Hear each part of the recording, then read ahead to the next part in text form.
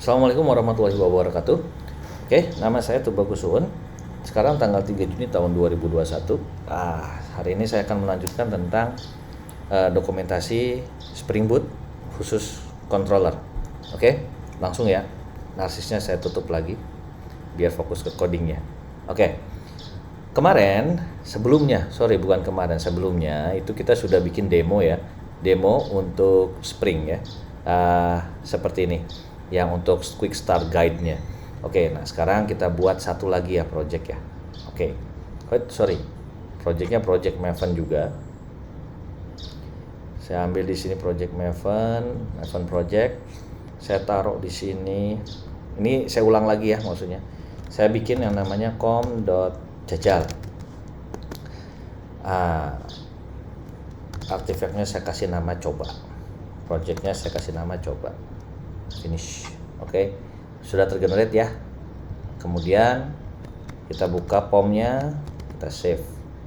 Nah, kemudian dirapihin, terus kemudian di save, kemudian kita buka Spring Initializer ya. Nah, ini udah saya buka biar mempercepat waktu. Nah, di sini masih pakai Spring Boot versi 2.5.0. Nah, kemudian saya kasih dependensi web. Oke. Berhubung nantinya itu akan sering yang namanya save reload. Jadi supaya kita gampang, supaya tidak matiin nyalain server, saya tambahin lagi yang namanya dependensi developer tools. Oke. Kemudian saya ekspor. Saya hanya ambil ininya aja ya, ambil parent-nya. Nah, bahwasanya ini manual. Saya ambil parent, bahwa saya di sini project ini adalah parent-nya itu Spring Boot. Nah, kemudian saya bilang di sini mendefinisikan bahwasanya kita memakai propertiesnya pakai Java 11. Kemudian dependensinya. Nah, dependensinya saya copy manual. Oke, sampai build pluginnya ya. Nah. Oke. Nah, jadi di sini ada Spring Web, DevTool, Test. Ini pluginnya, build pluginnya. Kemudian kita save. Ini udah siap nih ceritanya. Oke, lanjut. Sekarang, nah ini pasti akan merah. Nah, supaya merah hilang, saya update project supaya dependensinya terpenuhi. Oke, sekarang kemudian saya buat package baru ya. Misalkan di sini saya com.jajal. Oke. Finish. Kemudian di sini saya buat runnernya. Nah, saya buat kelas runnernya, namanya web application. Oke. Nah, karena di sininya ini Spring Boot, maka kita harus memakai anotasi Spring Boot application. Kemudian kita buat main metodenya, main metodenya, kemudian kita baru di sini kita eksekusi runnernya, Spring application .run, kelasnya itu web application .class. Oke, gitu. Nah, kita tes. Nah, terus kita run ini kita pilih Spring Boot up. Oke. Di sini udah jalan ya, port 8080. Kemudian kita buat controllernya. Ini kita matiin dulu. Sebenarnya nggak usah mati juga nggak apa-apa. Nah, kita buat di sini karena kita udah pakai DevTool. Kalau DevTool kalau misalnya ada perubahan dia akan restart dengan sendirinya. Oke, kita tambahin untuk package khusus controller. Biar rapih ya. Nah, kemudian kita buat lagi yang namanya kelas khusus buat controllernya. Saya kasih namanya coba 1 controller. Oke. Nah, di sebelumnya, kan restart kan di sini tuh kalau kita pakai DevTool, nah dia restart sendiri. Oke. Nah, di sini, saya pakai untuk yang sama seperti sebelumnya, REST controller. Oke, REST controller di sini misal saya pakai sama yang seperti sebelumnya ya. saya kasih namanya coba satu. Public, saya bikin metode namanya coba satu, public coba satu. Oke. Nah, public string, dia minta return string, saya kasih string di sini. Di sini ini coba satu. Oke. Saya save. Error. Nah, lupa, sorry. Udah. Oke. Nah, dari sini.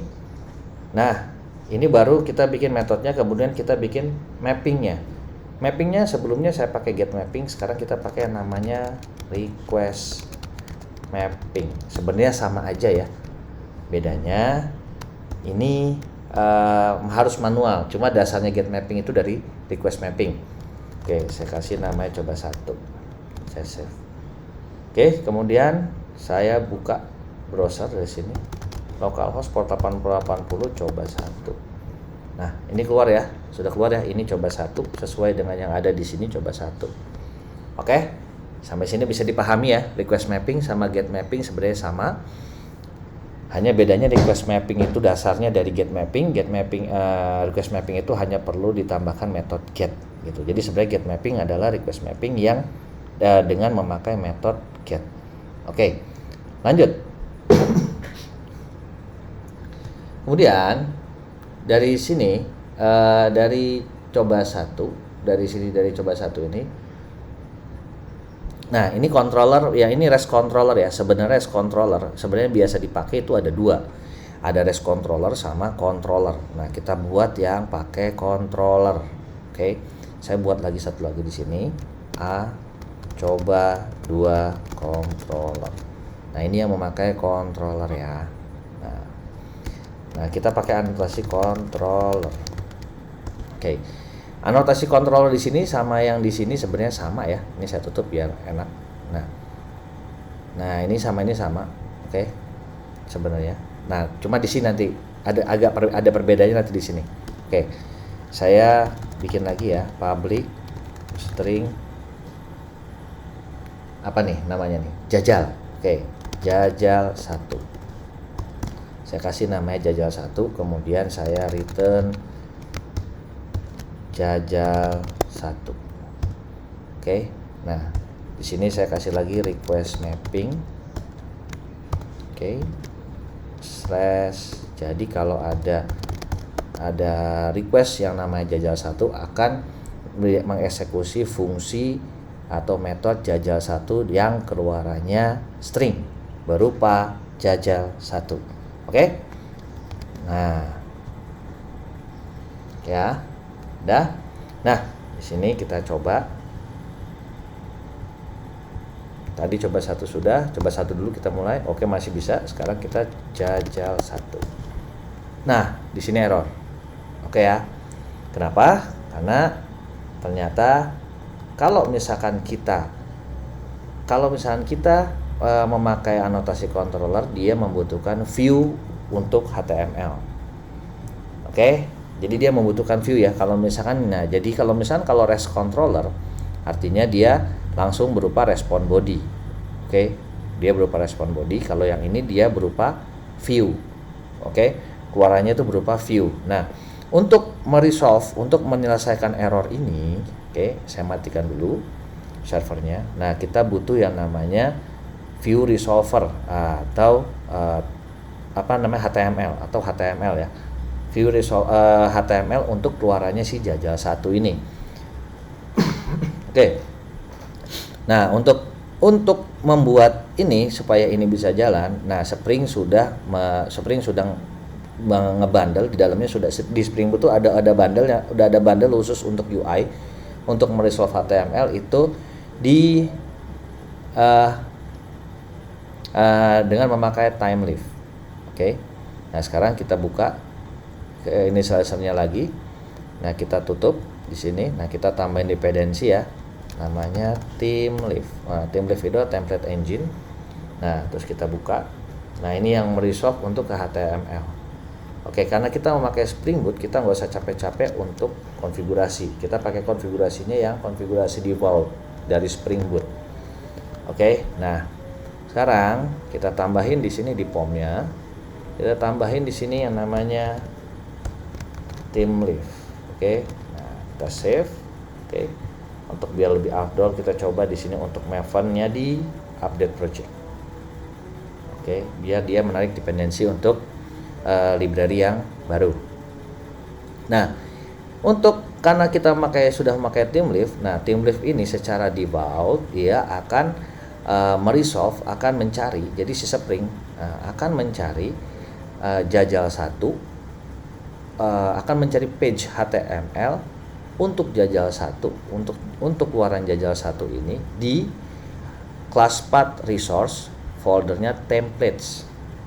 Nah, saya bikin lagi yang namanya folder templates. Nah, defaultnya ke sini ya.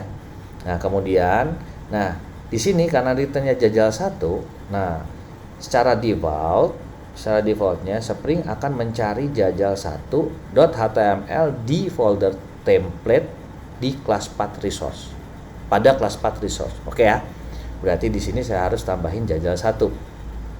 Nah, kita tambahin HTML yang namanya, nah ini di HTML yang namanya jajal 1.html. Nah, ya, di sini ada jajal 1.html ya. Di sini saya kasih misal ini HTML jajal 1.